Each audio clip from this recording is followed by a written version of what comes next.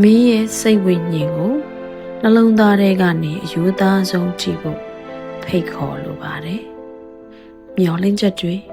တပားသူရဲ့ဝေဖန်ချက်တွေနဲ့ပုံဖော်ထားတဲ့ပုံစံမျိုးမဟုတ်တဲ့မင်းရဲ့တကယ်အမှုရင်းပုံစံကိုအပြည့်အဝမြင်နိုင်မှာပါ။ကမ္ဘာလောကကြီးကလစ်လျူရှုနေခြင်းမျိုးမှာတော့လောကဓာတ်ကိုအန်တုခဲ့သူနာကျင်စရာကိုကုစားခဲ့သူချစ်ချင်းမေတ္တာထားပြီးရှေ့ဆက်ခဲ့သူမင်းကိုယ်တိုင်ရဲ့သရုပ်အမှန်ကိုမြင်နိုင်ဖို့ပါပဲအမှားဆိုတာမင်းလားမင်းမဟုတ်ခဲ့ဘူးနောင်တဆိုတာကမင်းလားမင်းမဟုတ်ပြန်ဘူးပဲ့ကြွေနေတဲ့နှလုံးသားကိုအရင်တည်းရင်ရင့်ကျက်သွားတဲ့ပညာရှိကမှမင်းပါဖိတ်ကူခဲ့တဲ့စကားသံမဲ့လက်တစုံရဲ့အတန်တိတ်ခွန်အားကသာ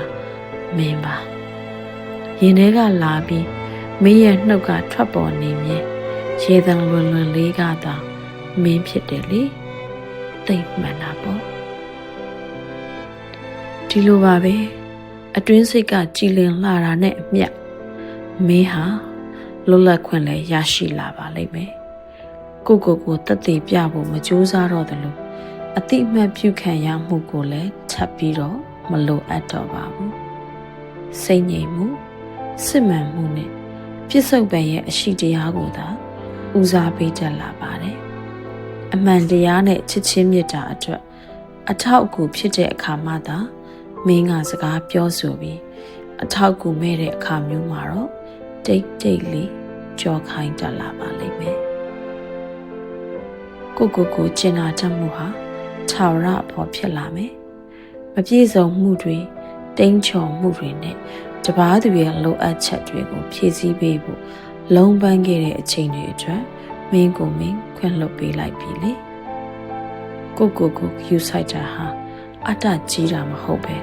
ဖိုးထိုက်တန်ခြင်းဆိုတာကိုသိပြီးသွားတဲ့ဒီနေ့မင်းရဲ့ခန္ဓာနဲ့စိတ်ဝိညာဉ်ကိုတန်မိုးထားတတ်လာပါမယ်ဒီကျင့်စဉ်ထဲမှာလွတ်လပ်မှုအစစ်မှန်ကိုတွေ့ရမယ်ဒါဆိုရင်တော့မင်းဟာတိမ်မွေ့စွာနဲ့တတ္တိရှိဆက်ရှင်တတ်မှုရနေပါပြီမင်းရဲ့ဖြစ်တည်မှုကိုမင်းကိုယ်တိုင်ရှင်သက်ရှုမောရင်အလေးနဲ့ထားပြီးလက်ခံကျင့်သုံးလိမ့်မယ်ဘဝရဲ့အဓိပ္ပာယ်ဆိုတာကိုတတ်သိပြဖို့ဖြော်ပြီးပြဖို့တတ်မဟုတ်တော့ပဲငြိမ်းအေးဆက်ရရဝတစ်ခုမှရှင်သန်ခြင်းသာဖြစ်တယ်ဆိုတာသိလာရပါလိမ့်မယ်မင်းဟာ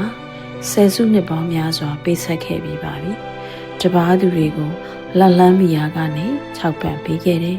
ချစ်ပေးခဲ့တယ်ကုစားပေးခဲ့တယ်ပြုစုပြိုးထောင်ပေးခဲ့တယ်အခုတော့ကိုပြန်ကြည့်ဆိုင်ဖို့အချိန်တန်ပြီလေလက်ဖက်ရည်ပူလေးတစ်ခွက်နဲ့အေးလူထားလိုက်တာမျိုးတိတ်ဆိတ်နေတဲ့ပန်းဥယျာဉ်လေးအလယ်မှာလမ်းလျှောက်နေရတာမျိုးဒါမှမဟုတ်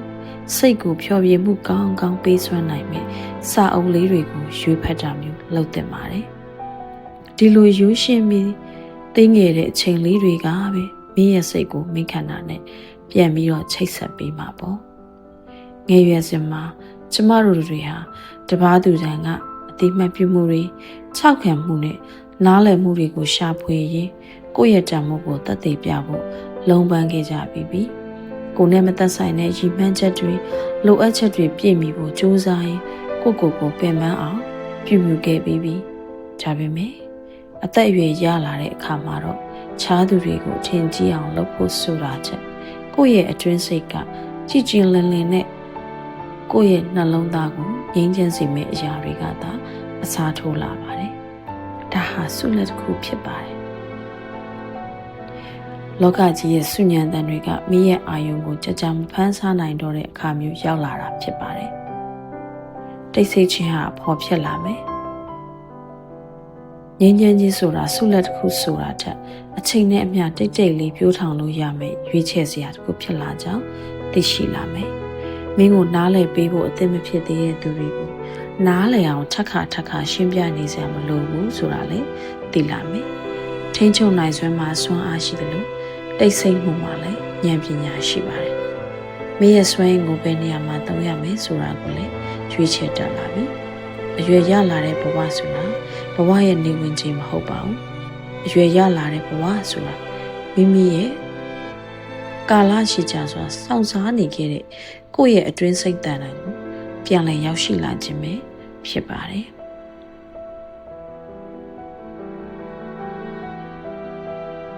လူညံ့မှုဟာ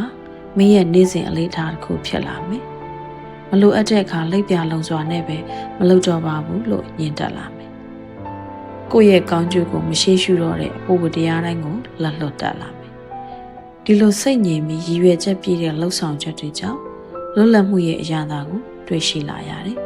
ရိုးရှင်းစွာရှိနေဖို့အနားယူဖို့ပေါ်ပွားစွာအသက်ရှူဖို့နဲ့ကိုယ့်အချိန်ချင်းပြန်လာနိုင်ဖို့လွတ်လပ်မှုရရှိနေပြီဖြစ်ပါတယ်ဒီကျင့်စဉ်ထဲမှာလွတ်လပ်မှုအစစ်မှန်ကိုတွေ့ရမယ်ဒါဆိုရင်တော့မင်းဟာတိမ်မွေ့စွာနဲ့တတိရှိရှိဆက်ပြီးတော့ရှင်သန်လို့ရနေပါပြီမင်းရဲ့ဖြစ်တည်မှုကိုမင်းကိုယ်တိုင်ရင်သက်ရှုမောရင်အလေးနဲ့ထားပြီးလက်ခံကျင့်သုံးလိမ့်မယ်ဘဝရဲ့အထိပ္ပယ်ဆိုတာကိုတတ်သိပြဖို့ဖြောပြပြဖို့တတ်မဟုတ်ဘူးဆိုတာကိုလည်းမင်းခံစားလာရပြီအမှန်တရားနဲ့ချစ်ချင်းမေတ္တာအတွက်အထောက်အကူဖြစ်တဲ့အခါမှသာမင်းစကားပြောဆိုပြီးအထောက်အကူမဲ့တဲ့အခါမျိုးမှာတိတ်တိတ်လေးကြော်ခိုင်းတတ်လာမယ်။မြမောက်ကာလဟာမင်းဘဝရဲ့နေဝင်ချိန်မဟုတ်ပါဘူး။ဘဝတည့်ရဲ့ရောင်နေတစပါပဲ။မင်းဘဝကမင်းရဲ့ခိုးလုံးရမင်းဘဝကသာမင်းရဲ့ပြည့်စုံမှုမင်းဘဝကပဲမင်းရဲ့လွတ်ပြောင်းမှုဖြစ်ပါတော့တယ်။